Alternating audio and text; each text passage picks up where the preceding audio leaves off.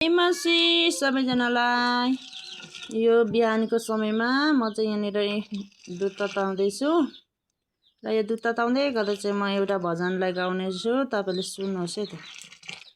हेर न हेर सृष्टिको सुन्दरता,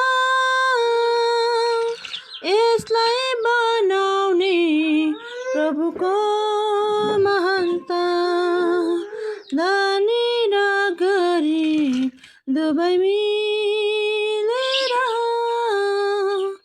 भन्न सक्छौँ प्रभु धन्यवाद। हेर न हेर सृष्टिको सुन्दरता,